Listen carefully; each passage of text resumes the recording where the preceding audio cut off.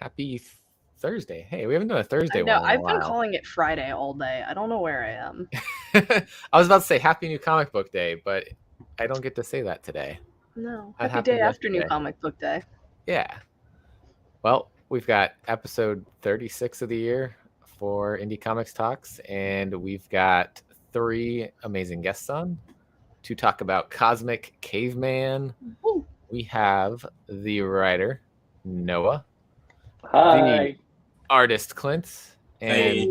our publisher and ever-present presence on the channel, Matt. What's going on? You are making the 5 Timers Club today. Whoa! Get Matt. Noah, somehow this is only your 3rd time on here, but I feel like We'll see. I took him for a week, though. What? Unless you were on here one time, that was just a random thing, also.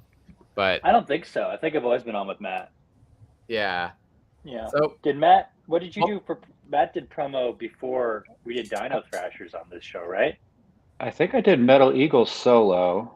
Yeah. Okay. For the Kickstarter. Dino Thrashers was the first one you guys. We just had you on too, and I cannot remember. Yeah. Yeah, that was the. For the life of me. Yeah. And then Noah, I think the last one was Superior Sam. Probably. Yeah. And Clint's the loser's never been on the show before. Is first time on. Welcome. Hey. It's gotta be a first time for everyone. I was laughing. The picture y'all put up, it's like a group photo of y'all, and then it's just me in the corner, like the new guy. Yeah. I was trying to find like individuals of them too, and I was like, then I'm like, I run out of space. I can only have like space for 2 bubbles. So I was like, I can throw all of us into one bubble, and then Clint just gets the spotlight. That's when we just Photoshop him in. Like you were there the whole time. Yeah, in the back. Nobody would know. But it's Noah's first time on here being the writer of the comic we're talking about. Yeah. He's been the artist. He's been the letterer. Now he's the writer. Commercial editor. He does it all. He's doing it all. Doing it all. At this point, this is the place where we cement that I do everything. I'm a Renaissance man. Yeah.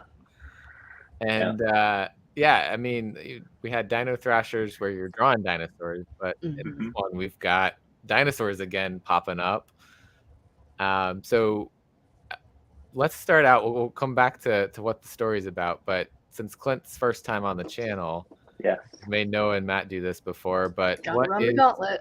What's your comic origin story? So how did you get into comics? Just reading them, collecting them, and how did you get into comics on the art side? Oh, for me, I used to want to be in animation. Like middle school, I'm like, I want to be the next Walt Disney type little kid focus, you know. So I originally wanted to go into that. Didn't quite work out. Didn't end up going that route, and can't really make an animation full length on your own. So I like superheroes, comics, all that stuff. So why not make my own? So. Pretty valid. So you always were into art and creating stories, but changed the medium throughout the years there. Yeah. Nice. Yep. All right. See, that wasn't too bad. Not a bad gauntlet to run. Not too hard at all. That's the one question I always ask. Though. Like, let's what was the movie that you wanted to animate though, Clint? I wanted to ask that on the podcast you were on. Ooh. Like, did you have like a dream project where you were like, this is the cartoon I'm going to be remembered for? Just forever lives in your mind. You're Snow White. Yeah. I have sketchbooks where it's like, you're like, this is the idea, and it's just like one drawing in the corner, and you're like, this is gonna hit it big, and then that's all it ever was one drawing in the corner. So I have about 10,000 of those. So was there? I want to look through all of them.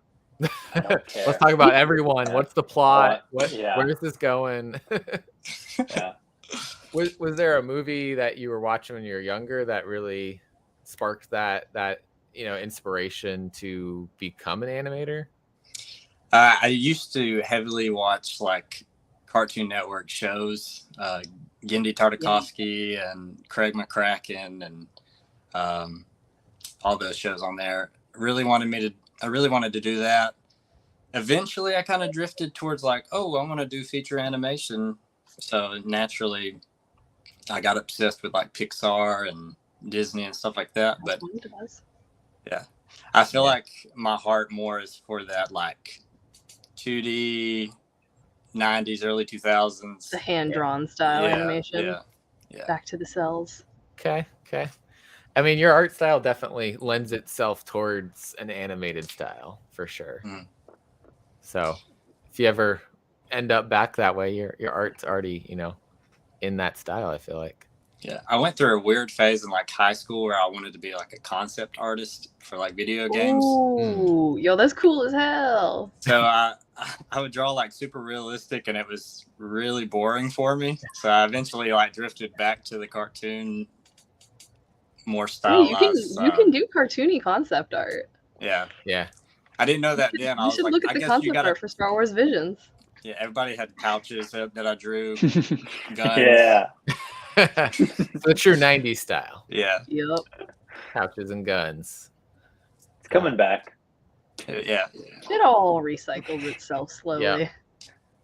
I feel like sometimes it comes back in a more satirical way of like, hey, here's Pouch Man, and I think it's gonna come back in a cool way. Like it's just like you have people like Daniel Warren Johnson and Trad Moore like getting crazy with their like 90s style stuff, but like somehow he's about to start writing, or I'm sorry, doing the art for G.I. Joe as well.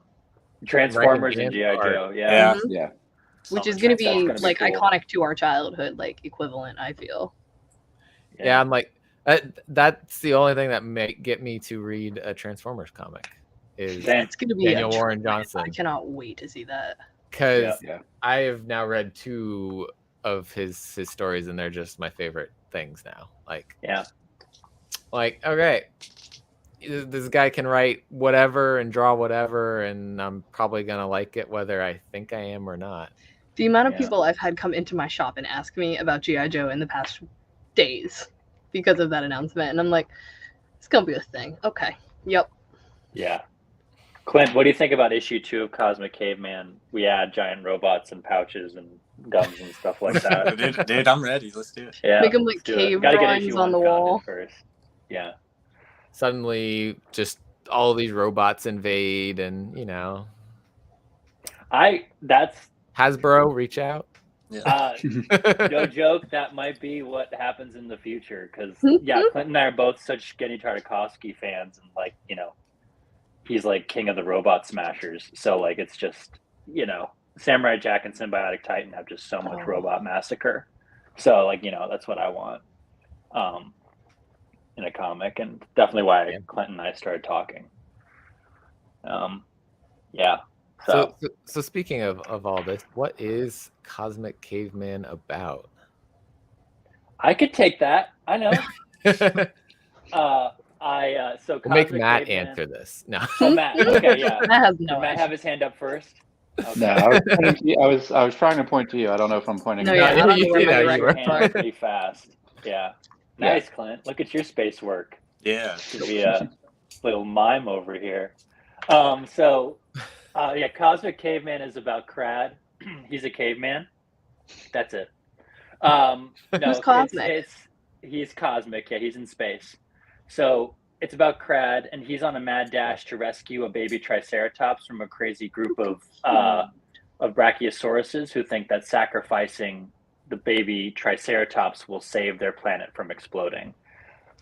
So Crad is on Crad's trying to save the baby before he gets kidnapped by the cult and their mercenaries, which are made up of raptors, before the planet explodes. That's the premise of the plot. It's definitely in the vein of what we did on Dino Thrashers. The idea was sort of born out of working on Dino Thrashers. This was just something that I wanted to do, and I've collected so much art by Clint probably over the last 3 or 4 years that I just wanted to see him do a comic. So yeah, it's good. You collected enough to make. I'm not gonna stop, Clint. I can't. I've got over here is my collection. I'm not gonna pan over, but I think you can see one of them is the Mandalorian up there. Over my Nyai Nub and my K2SO Star Wars And wall All there. valid. Anybody watching wants to get any of Clint's art. I saw Spider-Gwen. Yes. The brain rot is so real. Can't stop, won't stop. Yeah. Yeah. You see what shirt I'm wearing right now? Oh yeah, that's right. I had to Star Wars it up for Noah. Ah. Hell yeah. I'm wearing a Dune shirt tonight. Pretty lame. I had to wear the shirt for the man that we met. But yeah, no, everybody can get a piece of art by Clint if they want to. Not everybody, but anybody can. I meant there's limited spaces. I think you've got a couple commissions already, Clint, and some sketch cards. Yeah. So we got a commission there, sketch cards, multiple sketch cards, and our friend Lewis has got some clay statues on here too, and he's already got some commission levels there too. Yeah, those are cool. Yeah, his I'm excited to see Mossvale ones. Yeah. Yeah. But yeah, no, he did a little sculpt already of Crad and baby Triceratops that I love. I'm really looking forward to seeing more. Lewis is the best. He is. I don't know if he's watching or not. He usually silently watches when he watches. So if you're watching, Lewis, you're awesome. You make great work. Love you, Lewis. Oh, look. Look at those guys. Yeah, and then what I love about that picture is the cup that's full of trash next to me that's in the picture. It shows you care. But it's beautiful. That's con life. You're just putting trash all over the place. Yeah, it's just trash everywhere. We eventually will throw it away, but that's what you have to look forward to underneath our table or yeah. This was Baltimore 2 years ago, right? Almost 3. Yeah, when we all went. Oh, geez. Wait, no, almost 2. But yeah, sorry. Yeah. I guess not the last Baltimore, but the one before that. Yeah. Yeah. Feels like 2 forever cons ago. It feels like yesterday, but also so long ago. So long ago. Yeah. It does not feel like the amount of time has passed between. No. No. Not at all. And I actually don't think I asked Travis for permission to use his photo on the Kickstarter page. I probably should ask, but it was just a good photo to show the scale of the sculpture. Travis just getting the spotlight. For one time, you'll get to see Travis's face. Yeah.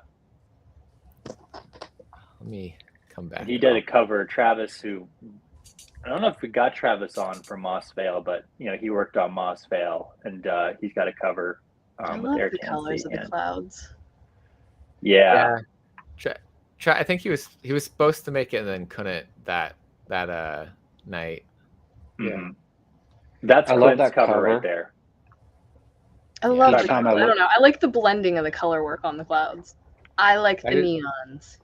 Yeah. It's just like every time you look at it, you find a new little thing to like focus in on. Like each time it's like, all right, this time I'm gonna look at the the brontosauruses with the hoods on, and this time it's the guys at the bottom right. So I didn't even clock the guy above the weapon for a second there. Him. Yeah, I was like, oh wait, that's there. Yeah. It's very, very cosmic looking through the smoke. I love a good purple and blue. Yeah. Clint, what were you looking at, like specific posters when you were doing that, or was that all just like off the cuff? Composing that. I went through a phase where I used to be like really into Drew Struzan, so I feel like I've just internalized everything he's ever done. So just a lot of that. Which is why I like working with Clint, because like I just told him, I'm like, just do a Drew Struzan or something like that, like do a movie poster, and then he did it. It was awesome. So yeah. So you already had it in your head. You're like, all right, this is the style I'm going for. Just I don't even reference anything. I got this. Do the thing. Yeah, and then Alfred Cabellion did the colors on it. Alfred worked with us on. Yeah, he worked with us on Dino Thrashers. Yeah. Beautiful colors. Yeah. And I would like to say, like, I like Clint's colors on the book, but I'm really hoping we can get more collaboration between the two of them, because I like what they do when they're together. Yeah. Definitely. I mean, it definitely makes everything just pop so well. Mm-hmm. Yeah. And that's Travis's cover with Airtan. Nice. Yeah. Travis was super stoked to be a part of this. He's been one of the people. I think I told him about the idea before I told Clint. So I was like, Travis has been a part of this along the way. I've reached out to him a lot about things. So when I was like, yeah, of course you're gonna do a cover, he's like, yeah, I'm gonna do a cover. So Travis is working away though, busy with his issue 2 of Mossvale right now. Yeah, he's got a lot of it done. Nice. Yeah, that was a fun story. Actually, literally right behind me. Hey, nice. Right there. Look at you. Very cool. Yeah, we something I had to rearrange recently. And recently at cons, I think we're out of that book, but recently at cons we've moved to the regular size comic that has a cover done by Noah. That's really awesome. Yeah, me and Alfred did a cover. Yeah. Nice. Well, good to see it moving. Yeah, that's a story I think a lot of people are gonna enjoy, and this is looking like it's gonna be another one of those like fun, all ages, adventure, fantasy. It's kind of stuff that we would read as kids. Yeah, I think so. Clint's got, Clint and I sort of went into this wanting it to be like an episode of Samurai Jack or something like that, something you'd watch on Toonami, and Clint can get into more of that, like as far as like the pacing and action goes. That's sort of what we were going for with this book. And but I think, and Clint and I talked about this a little bit on when we talked about our constructing comics, is that like the cool thing about Genny Tartakovsky animation is that it's kind of all ages, in the sense that in like the most literal sense, in the sense that like I still watch Samurai Jack now. And I like, when it was on, my brother was, in like his college, like, he's in his college years, and he would watch it with me and like love it. And then like, as we both like become adults, we both still watch it. It's just a good show. And but it's definitely like aimed at a younger audience, but like adults watch it too. I guess another good comparison would be like, Batman the Animated Series or something like you that. Could even which do I like think Avatar: The Last Airbender. Yeah, exactly. Nickelodeon, and yet still beloved by whole ass adults. Yeah. Yeah. I mean, there's so many things that as adults we still enjoy that were. I still rewatch Powerpuff Girls. That was iconic when I was a kid, and it shares the universe with Samurai Jack, by the way.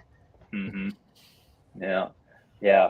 And like, Clint, did you like ever like when you would do like when you were like working on animation and things like that, did you study the principles of animation, like the squash and stretch, and like the potato bag test and stuff like that? Like, did you study that? A little bit. I had like downloaded a copy of like Flash back in the day, so like I had done some walk cycles and bouncing ball top tests, but that's about it. Yeah.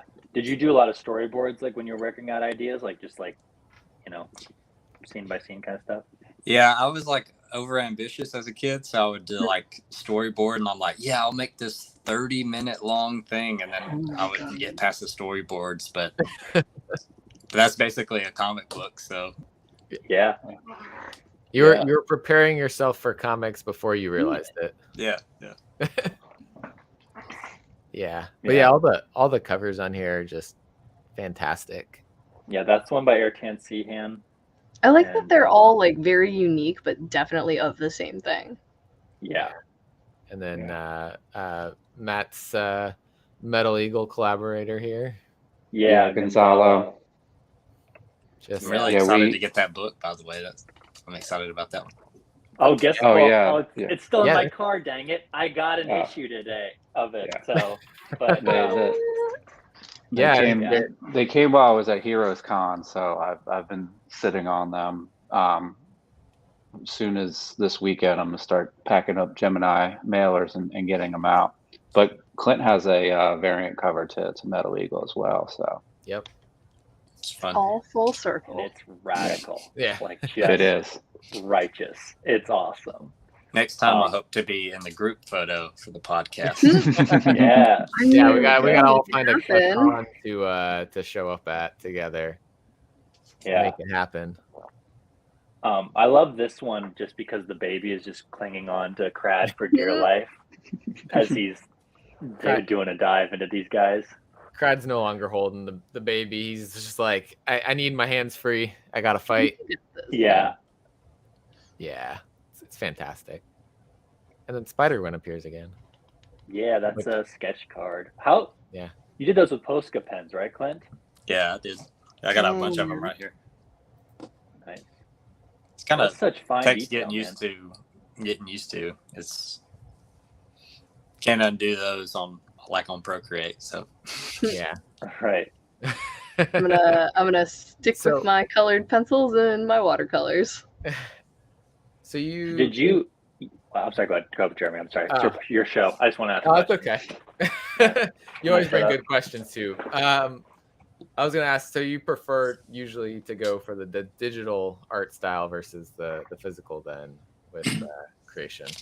Yeah, I got a tablet when I was like in 7th grade, so it was largely digital for me early on. Mm-hmm. I don't think I had the attention span as a kid to like get paint out and sit there, because I feel like as a kid, if I got all the paint out and then start working, I would be like, listen, I feel like that as an adult. Yeah, that's same. I gotta be working on at least a few things, otherwise it's not worth the amount of time that it took to put all the things out. Yeah. So with the iPad, you just sit on the couch, you draw 2 lines, and then you watch like 2 episodes of a show, and then you're like, oh yeah, I was drawing. So Are you doing the whole book in Procreate? I am. Cool. It's just easier, working a day job. Like I think I talked before, you can carry it ananywhere. Just work in the car. That's not super nice, not while you're driving. Yeah, no, I was gonna say. You just gotta set it up just right. You hit the stoplight, you just start drawing, and then you get stuck at the bridges and tunnels. You're just like, and we're good. Yeah. Just don't do it while actively driving. It's like reading a book. I love this. That's mine. It would be. It would be. Yeah. Nice. I think this was the commission though where I realized I wanted to see a comic from Clint though, or one of the sketch cards that I got from him, something like that, where I was just like, yeah, I just want to see this in motion. Yeah. Yeah. So Noah, do I remember this right? That was like Clinton just like a IG suggestion for you to follow, like based on like your interest? Yeah, I think so. I think he's on my cool. Discovery page.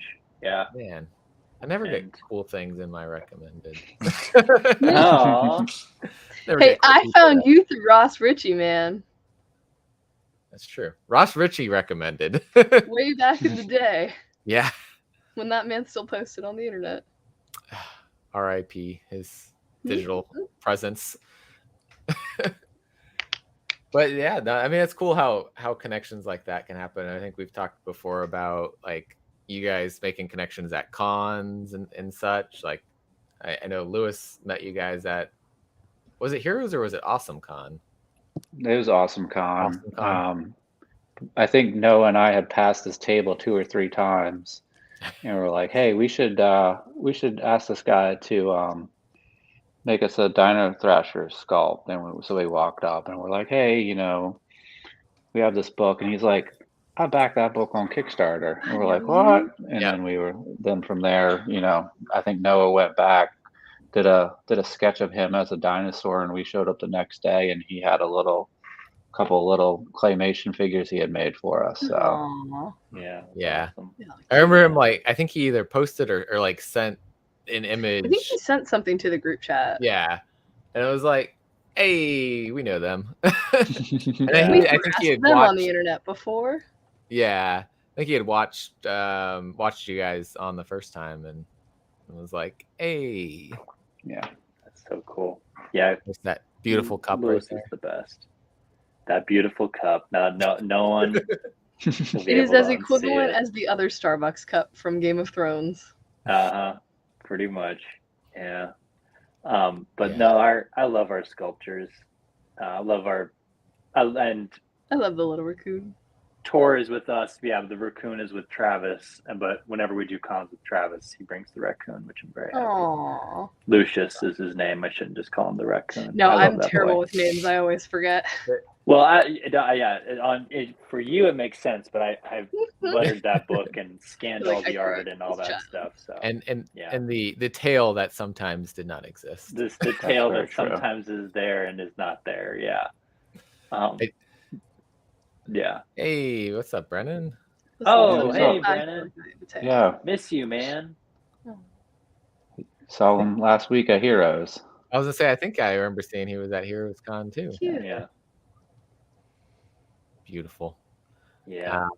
But yeah, there's lots of. One thing that I always say about your guys' Kickstarter campaigns is it does not cost a lot to get a physical copy at all. Try to keep it that way. Always, and if you don't like physical, support for the digital. Yeah. And if you don't like anything, just give us money. Yeah. Yeah. Yeah. If you just want to like put money, there's always pledge without a reward right there. Yeah. Yeah. But you still get a thank you. Yeah. I think we've don't want that. Talked about it a few times where it's just a difficult space as an indie creator to like find that price point because obviously, you know, a book with Batman or Spider-Man on the cover that's $4 is going to sell. Yeah. You know, our print costs are a lot higher, but we need to, you know, our margins are much smaller because we need to compete with those guys, and we don't want to have like a $10, you know, or $15 floppy for a single issue. So, and I'm content just to get this printed and get Clint paid. That's sort of what the goal of this book is. I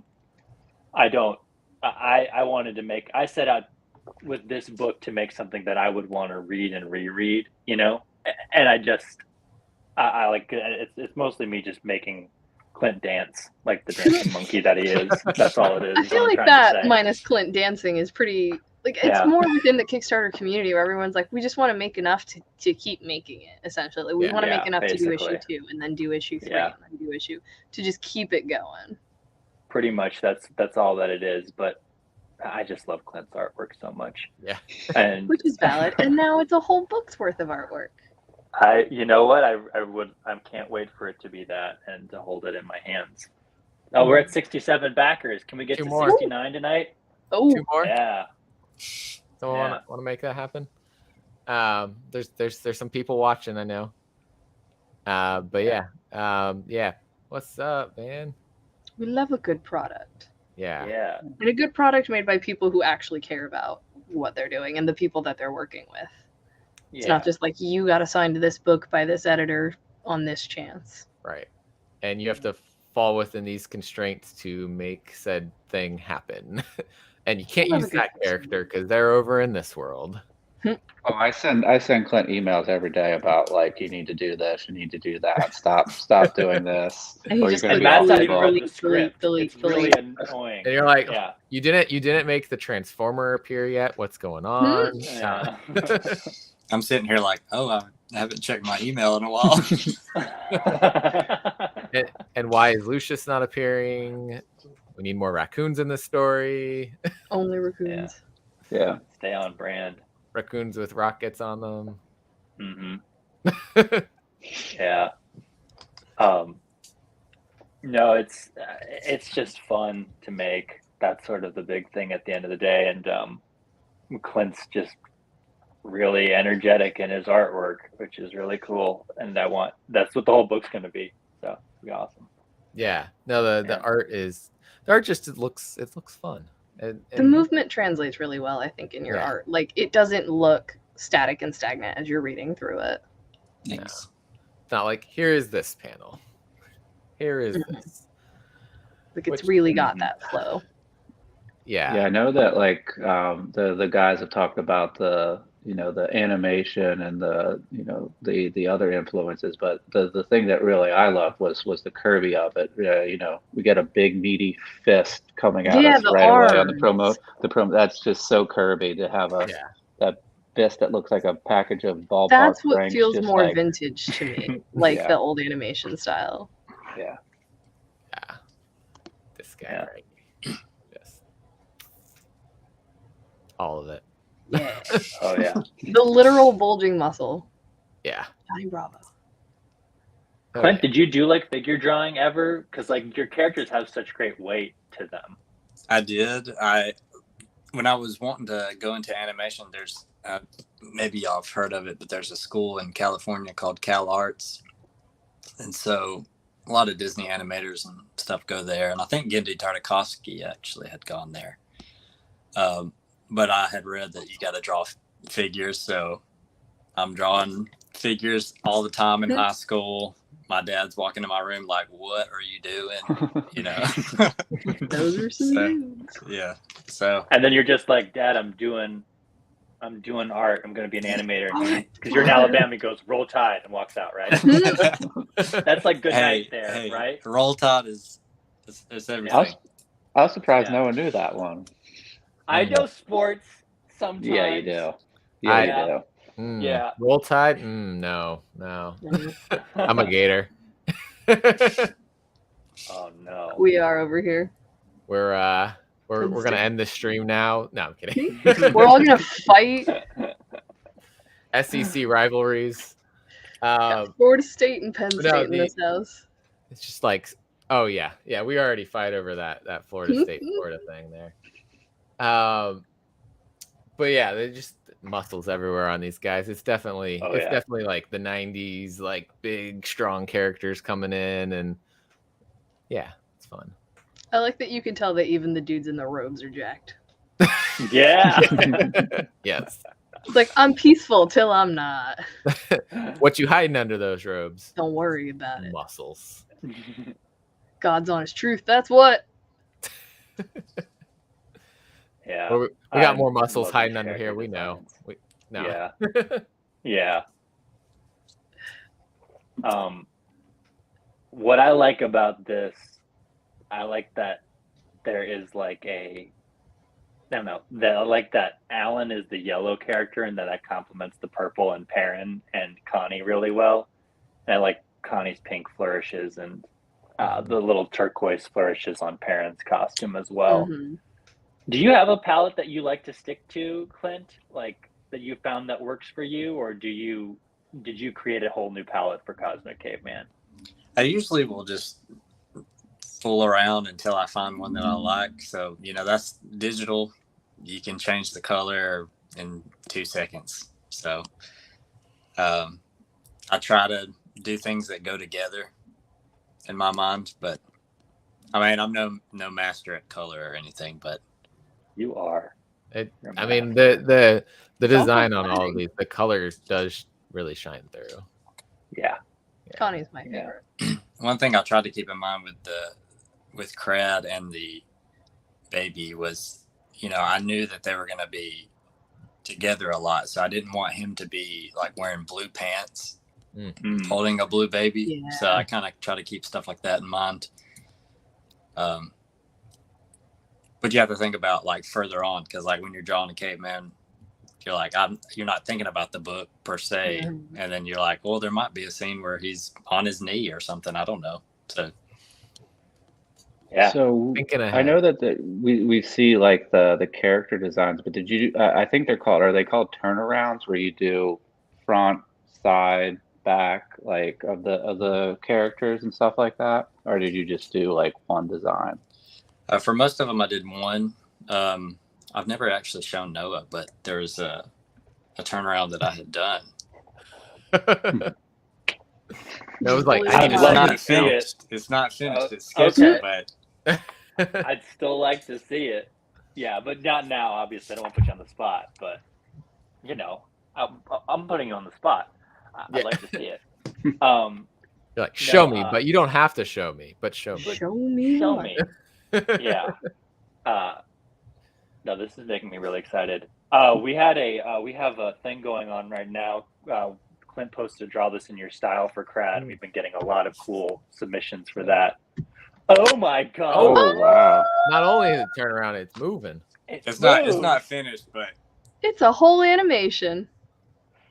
That's beautiful. Very cool. I love it. I love that. If we ever get a Crad action figure, now we know we got a model. You gotta show that to Lewis for when he's there you go. Crads. Yeah. But we had someone recently post. What's their name is on their name on Instagram is Chernobyl, and it's like it looks like Chernobyl, which is funny.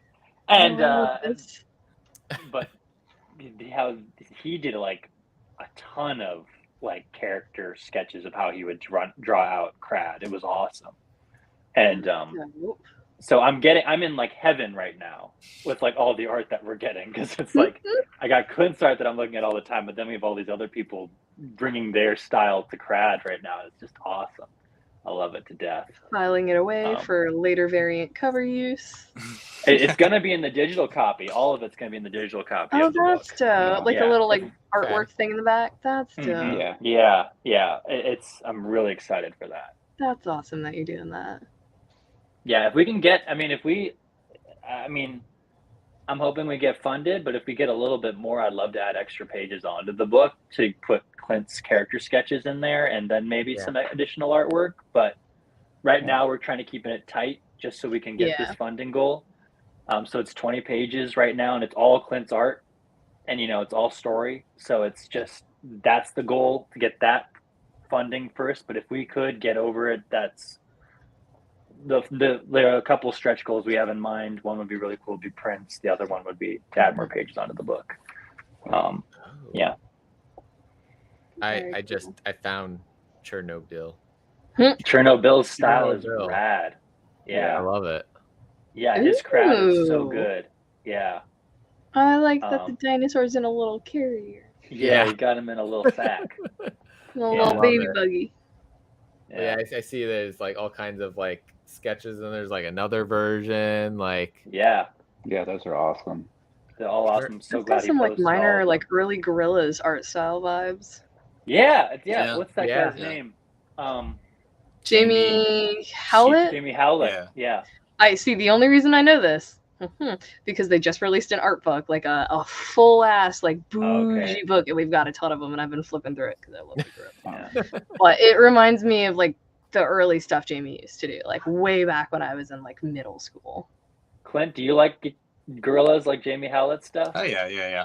I never got into like where I would like kind of he influenced me really, but I feel like he's so just him that you can't pull his stuff without being like, oh, you're copying. There's no misidentifying him for anyone else. And Matt's more of a Blur fan, so he doesn't like Gorillas that much. Man, don't come. Because I've got Greg putting Gorillas radio on now.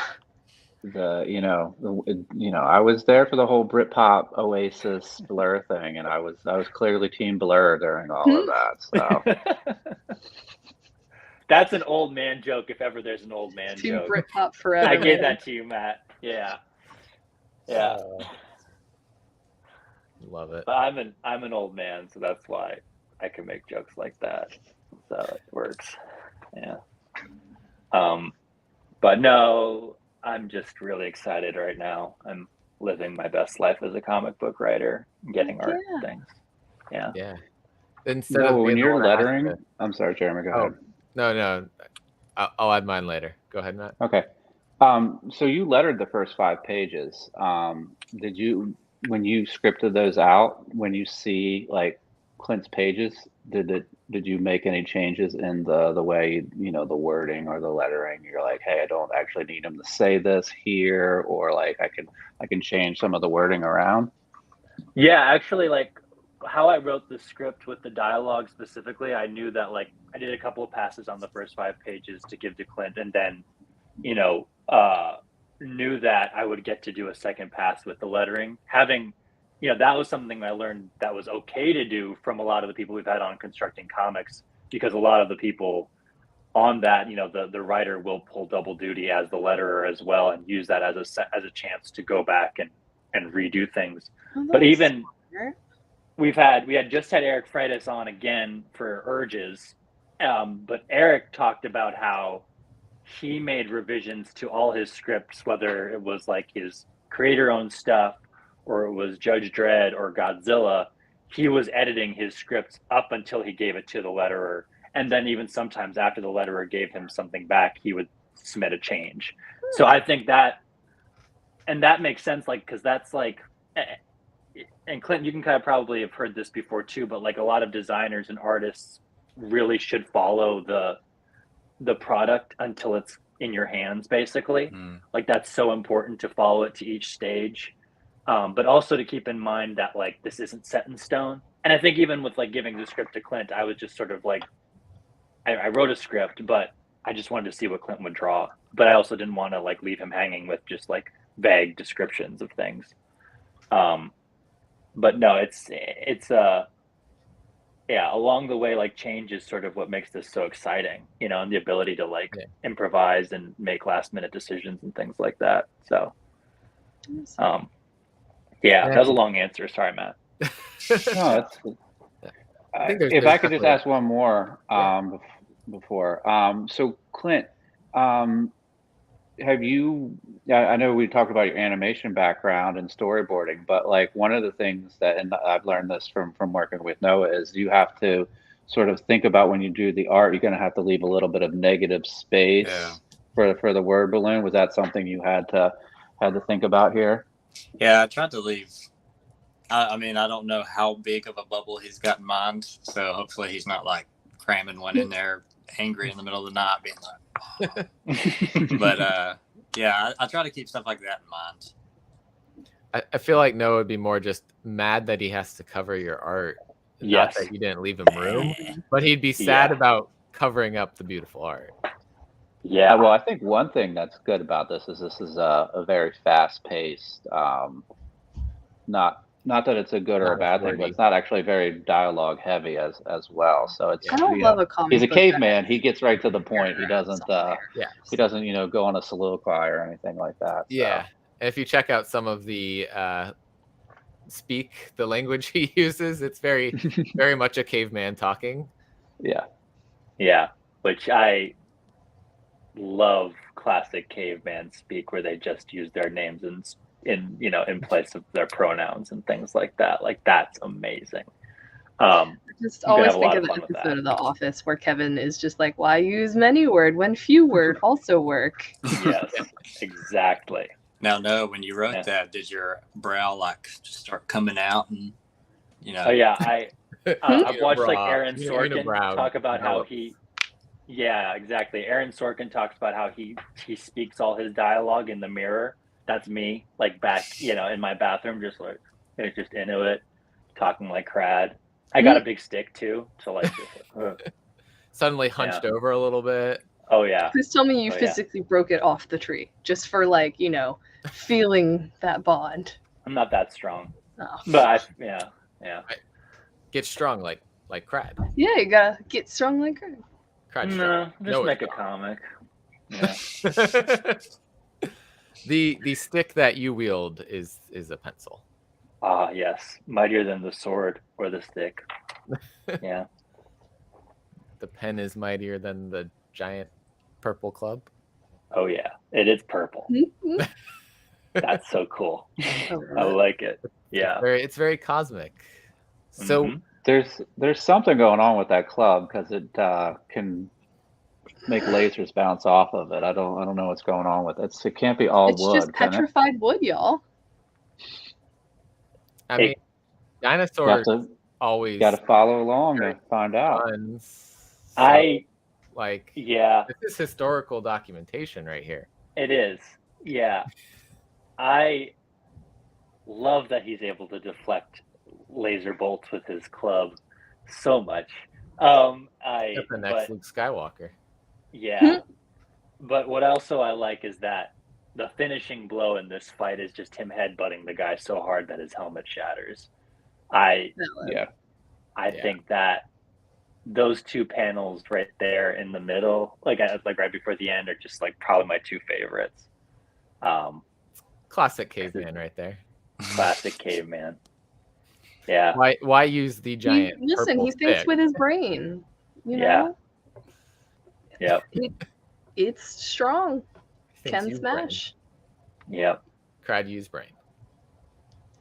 I think it's not even so much about the like durability of the stick as much as how fast he's moving it, you know, like the force of it is just what knocks the laser away. It's not like particularly strong. It's just him being like really strong himself, using the stick to deflect things. Yeah. I mean, we don't know what the lasers are. There's a practical aspect to this book. It's very grounded. I'm like Christopher Nolan in that way. Yeah. There's no CGI. There's no CGI. All practical effects. It's all practical. Yeah. Go the Star Wars approach with things, with the early Star Wars approach. Yeah. Yeah. Even though Clint and I bonded over our mutual love of the 2D Clone Wars micro series. That's like best Star Wars. That was some good stuff. Maybe. So for the longest time, like years ago still, but for a while, years ago, when everyone was talking about the Clone Wars series, that is all I knew in my head. Good. Because I missed the like actual Clone Wars series for years. And I was like, did they continue that? Like, I remember watching this. I'm like, that was all. You remember the actual one from our childhood and not from our teenage years. Yeah. Yeah. I don't know how the one that literally directly leads into the movie. Right. Yeah. So that was the only one that came to mind for many, many years, was the 2D animated one. And then I realized, there's this other one where they introduced Ahsoka, and Count Dooku looks like a horse. That animated style was fun. Good days. I still remember the episode like where the clone troopers like doing all the hand signals and stuff, and I remember being like at recess in middle school being like, go over there, do this, you know. Did you see it last night? Did you see Star Wars? The way they would only animate the wrist movement, though, it's like the hand is still, and then you just like. Yeah. All that needs to move. Yeah. Yep. You can say a lot with your hand. I used to do the same thing, though, Clint, with friends. We would do the like ARC Trooper things where we would do, like signals and things like that. And then, so much fun. Makes me want to do it now. As a kid, if any character had like a helmet and you never saw their face, I was in love. It was the coolest thing. Same. Yeah. No, and what's great is sharing Clint's art with my niece, and then like showing her those cartoons and things like that. Like it's still rules. That's the thing. Like, she's 8 years old and loves cartoons. And like, I've shown her Samurai Jack and that 2D Clone Wars micro series, which we've watched a couple of times together. She like loves it. And it's just like, but I think it's just because both shows are just so readable on a visual level that you don't really have to worry too much about like, it's like it doesn't make you think too hard. Like, so you just take in the visuals of it. So for someone who's like more visually minded like her, like it really works, you know. Yeah. That's sort of what we want to do with Cosmic Caveman, though, is just like, you know, simple story, just so you can just take your time taking in the visuals and not worry about missing any story stuff. Like, you know, it'll be easier for you as a comic book reader now to go back and look through the book and appreciate Clint's artwork. The opposite of BoJack Horseman. Well, I mean, but BoJack, you gotta watch it, and then watch it again for the background. I you watch it for the plot, you watch it for the animation, then you watch it for the background animation. Yeah. And somewhere in there, you're watching it for like the feelings. Yeah. That's why you watch it the first time, so you can sit alone in your apartment and just be like, "Fuck," and cry, but still love every second of it. Yeah. Then you gotta watch it for the background gags.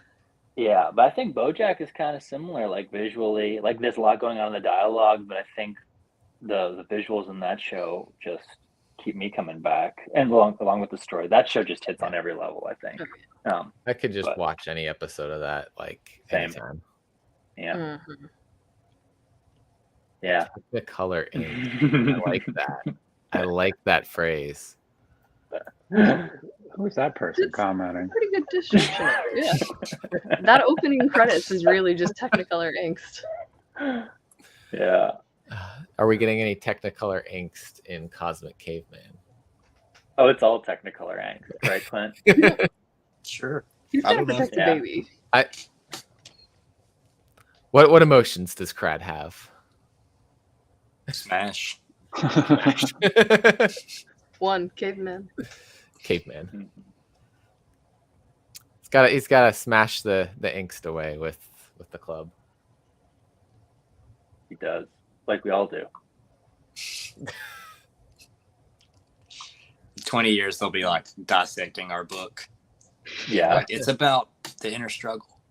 Yeah. The reason that they chose the color purple here. Yeah. Oh, I would hope so. The purple and green represent the Hulk. Oh. It'll be like when Noah and I did like a 12-hour breakdown of House of X, Power of 10. Oh, God. We just need somebody to do 12 hours breaking down Cosmic Caveman. Panel by panel, not even panel by panel, even more detailed than that. Like this little square inch here of panel number 1. Now I kind of want to see someone do it after it comes out. So do an artist edition. Yeah. This tree is placed caveman. In this. Yes. Yeah. The black and white, the thing that everyone seems to be releasing nowadays, the black and white version with commentary. Yes. Mm-hmm. So we got I think that something's killing the children, black and white, all ink version. I don't think there was commentary in it though. No, it's just the inks. Yeah. So they missed out that shot, but a lot of the other ones when they do it drop the commentary in there too. And you get the script breakdown, panel by panel, and all that. Just fun. Yeah. So that's the ultimate stretch goal, right? Yes. The 10K. 10K. We get to 10K. No. Yeah. Goal of 3K, but when that 10K hits, Ultimate Collector's Deluxe Commentary Edition. Yeah. We'll have a slip case and everything. Hardcover scripting in there. Hardcover 20-page book. Yeah. Oh, so Bone Orchard Passageway. Yeah. Looking at you, Jeff Lemire, publishing a one shot as a hardcover. Yeah, and now I have to buy all of those in hardcover to keep collecting. And they're all the same length. I mean, 6 issues on the last one. No, it's just that the fact that the one shot is the same size as the rest. It's like, why did you release it like that? Yeah. I want to have a conversation. Jeff Lemire's a genius. Invite him onto the show and we can have a conversation. Why do you do things that you do? Why? Usually I agree with them. Yeah. I've decided that whole world I am just going to read in the hardcover versions. Cool. I've not heard of any of this. The Bone Orchard Mythos? Mm-hmm. I need to check it out. The horror world that Jeff Lemire and... It's like a shared universe anthology series. It's more like the Ice Cream Man than... It's kind of like Stephen King's connected world of horror stories, but that they don't like. Yeah, like each story is self-contained, but it's all sharing one overarching universe. So did you say Bone Orchard? Yeah. Bone Orchard Myth. So that's the universe. Jonas Scharf book. That's Bone Parish. Okay. Different book. Sorry, my fault. I retract that statement. Get out of here. Yeah. What are you doing? You're like, wait a minute. those guys both have Google alerts on their names, and they're like, "What? That's not my book." Hey, but if it works on, Hey, if it tangents you to it, go for it. Where is it? I was gonna show it. Are you more of a manga reader, or do you read like Western comics at all regularly? Me? Oh, like Clint. Clint, do you read manga? I was like, wait. I was like, sorry. I'm down. Nice. I dabble in everything. Mm-hmm. If it's interesting, I'll read it. One is a one-shot, and one was an entire single-issue series. Yeah, that looks cool. 6 issues is in one of these. 1 issue is in the other. Which is which? I want it. Yeah, but for the people who have the OCD bookshelf, they need them to look the same. But for the people who have the OCD single issues, you literally can't get that as a single issue. That is the single issue. Oh, that's cool. Yeah, which is why I decided I have to only read them in hardcover. I was so confused when it came out. I was like, was this supposed to come out floppy? Yeah, I got the first 2 issues of this floppy, and then I was like, no, I just stop single issues. It's just hardcover now. You're already picking up too much. Beautiful. Clint, you said you read pretty much everything. No, like preference on like, I guess, medium. So what, any mangas that you're reading right now? I started trying to go through One Piece, and I did not get very far, just because I was like, this is gonna be a journey. Like, it's gonna take a loan to buy all these. So I have made the commitment that when it stops, I will start. Yeah, that's a good. Once it's done and I know how long this is gonna take me, I will start. I read the first book, I liked it, I went later. Now my shop just got a lot of them in. It's great. It's really well written. I mean, Oda should be good at it by this point in his life. He's been writing it since he was a teenager, but is he like almost it's fucking long? Ready to He's like our age.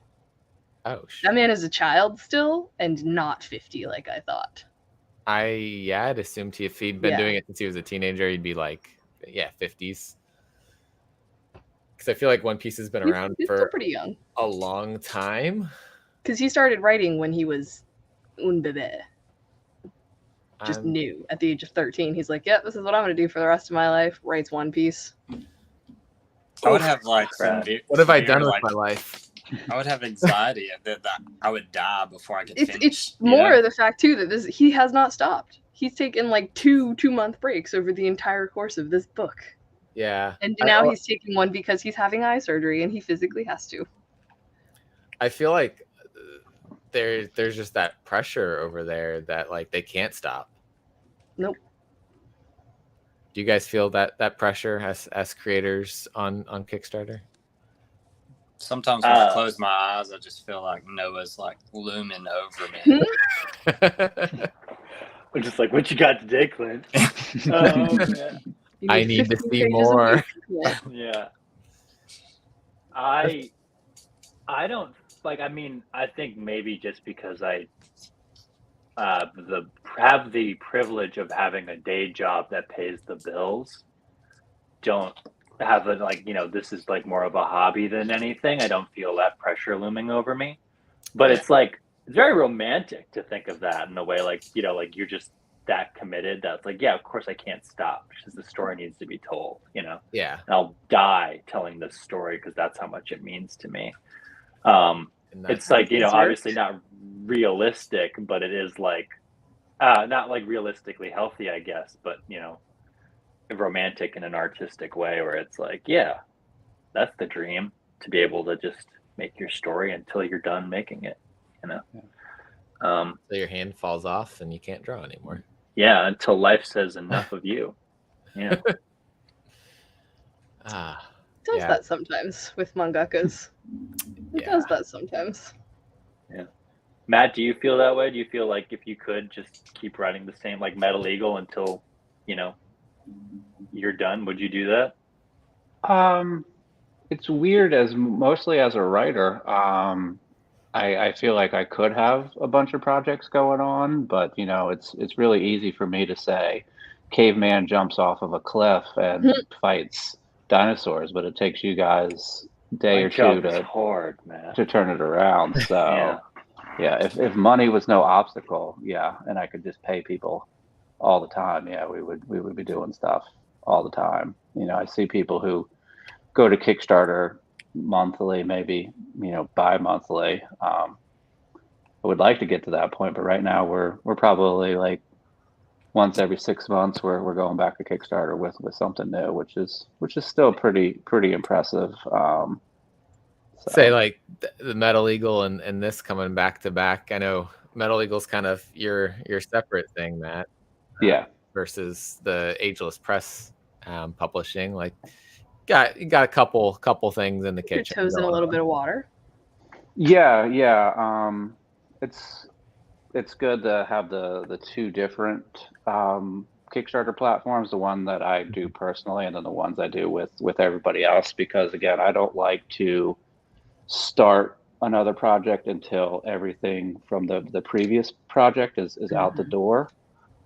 So I feel much more comfortable launching Cosmic Caveman with Ageless with a team to get that done, where I'm basically Noah's the letterer and he helps me out with stuff on Metal Eagle, but I'm almost a one-man shop there, so I can handle that on my own. But it's just good. And again, it's our policy or philosophy that we're not going to launch something until every Kickstarter from the previous thing is out the door. So that might be one of the reasons why we can't go as fast as some other folks do, but I'm just really uncomfortable about launching a Kickstarter if people haven't got their books from the last one. So until we figure out a way to speed up the process, that's the way we're gonna keep going. Yeah, I mean, I think that's understandable. I know the people that do it a lot, like Pat Shand. It's like they showed, like, I can do this. I can deliver these before they started really just like pushing it. Like now, I feel like Pat literally has something new out every month on Kickstarter. As soon as one ends, I think another one starts. Yeah. He's got Pat's also in a bit of a different stratosphere as far as indie creators go than we are right now. We're not nearly putting up those type of numbers. Yeah. But someday maybe you'll have your own caveman universe. Yeah. You got to put the like sexy dinosaur cat person, I don't know, on a cover and that'll sell it. Clint, I got some ideas. The bigger plot twist is that's the direction we're taking Moss. We're going to take Mossvale in that direction. Yeah. The one is it Lucius? Is Lucius going to do it? Yeah. No, I know that's something though that like it does sell on Kickstarter and that does help some books go quicker and maybe people find new stories. I just want to clarify that I know we went from Pat Shand to sort of the TNA Kickstarter books. I think Pat's books are the storytelling is really well. I'm not saying that's the case with Pat's books.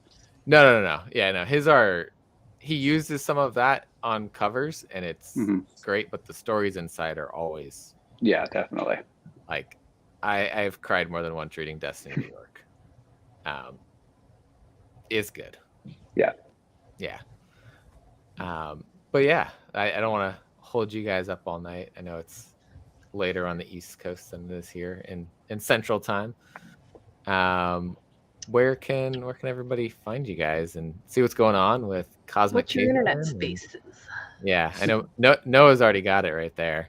Hey. No, you're just IG, right? Yeah, pretty much. Yeah, Clint and you guys have more interesting social media. Cool. Yeah, Clint, where can people find you? I'm on Instagram, YouTube, Twitter, and I think it's all at Clint Kisor. So I think I'm the only one out there. I don't know. Hopefully, there's not another guy out there with my name. Do you do like live drawing on YouTube, or like is it just sort of sitting down and sketching and then see what it turns into. I usually will just film and edit the video together. I haven't done any lives. I've thought about doing that in the future, so that might be in the works. Who knows? But we can get you on the Sunday night lives where Noah and I draw and talk about every conspiracy theory in the world. yeah, we're getting one. Have y'all talked about the Queen as a lizard conspiracy theory since the Queen has passed? She's alive. No, she's alive. Because it's the whole royal family now. You understand? I've watched that video of the aliens in Las Vegas, and I cannot find them in the backyard. They keep pointing. Have you heard about this?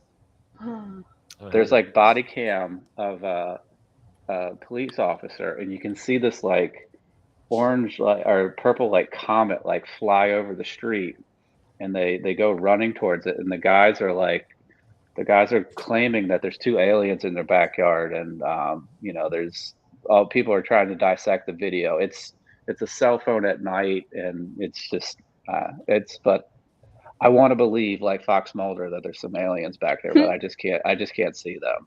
Well, it's like the Fermi paradox, right? It's like, I mean, there's something out there, or like, what's more comfortable to you? The fact that there's nothing anywhere else at all in the entire exponential galaxies of life. There's or there is some, and we just have to accept that we're not the only living being things in this world, and we may not be the only sentient things. Well, if there is aliens, I hope they back Cosmic Caveman. Yeah, that's very true. I mean, it's already got the cosmic approval. For all we know, Crad's out there somewhere. Oh, I hope so. I'm not quite sure. I know Noah has international shipping. I don't know if he set up like interplanetary shipping on the Kickstarter. Intergalactic planetary shipping. We'll talk to the guys at the Space Bastards team, and we'll have get them that IPS going. The Intergalactic Postal Service couriers to make some deliveries for you. Yeah, we can send digital. We can send digital copies all over the galaxy. That's why I just have that sitting right there. I like Clint's closing thoughts, though. I like that a lot. Echo that sentiment. Wherever you are in the galaxy, back Cosmic Caveman.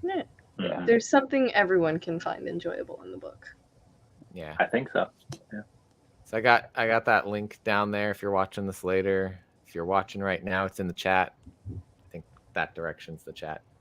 I'm pointing behind me, kind of there. I don't know. In a direction. Yeah. I always pointed the wrong way. Look around. There's a link somewhere. Follow it. Go there. All right. Thanks, Noah, Matt, Clint, for coming on. Yeah, thank you for having us on. Clint. Yeah, it's fun. I don't have your 5-timer jacket, Matt. All right, sounds good. I was just making that joke last week with Joe when he was on, and you've got to make a little animation to like go next to them or something. Yeah, we'll figure something out. We're taking like a little bit of time off doing interviews through July, so some time to brainstorm. Jeremy's got some trips coming up. It's his turn to do stuff and things. Yeah. And I run the the account on this side, so we can't do anything. But sometime in August, we'll be back doing live interviews again, and we'll see everybody then. Thanks for having us on. Go back Cosmic Caveman, and see y'all later. Bye, everyone.